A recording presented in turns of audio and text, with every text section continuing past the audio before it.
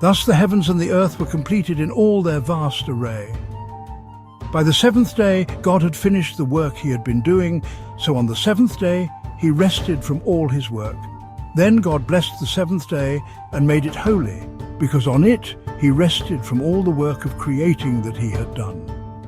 This is the account of the heavens and the earth when they were created, when the Lord God made the earth and the heavens.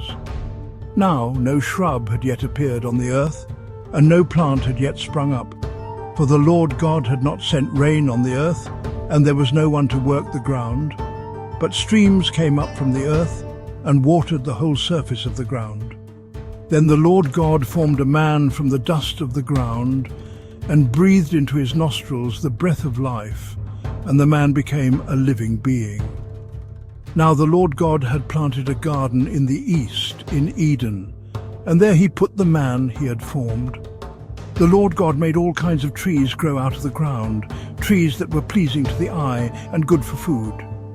In the middle of the garden were the tree of life and the tree of the knowledge of good and evil. A river watering the garden flowed from Eden. From there it was separated into 4 headwaters. The name of the first is the Pishon. It winds through the entire land of Havilah, where there is gold. The gold of that land is good. Aromatic resin and onyx are also there. The name of the second river is the Gihon. It winds through the entire land of Cush. The name of the third river is the Tigris. It runs along the east side of Asher. And the fourth river is the Euphrates. The Lord God took the man and put him in the Garden of Eden to work it and take care of it. And the Lord God commanded the man, "You are free to eat from any tree in the garden, but you must not eat from the tree of the knowledge of good and evil, for when you eat from it you will certainly die." The Lord God said, "It is not good for the man to be alone. I will make a helper suitable for him." Now the Lord God had formed out of the ground all the wild animals and all the birds in the sky. He brought them to the man to see what he would name them, and whatever the man called each living creature, that was its name. So the man gave names to all the livestock, the birds in the sky, and all the wild animals.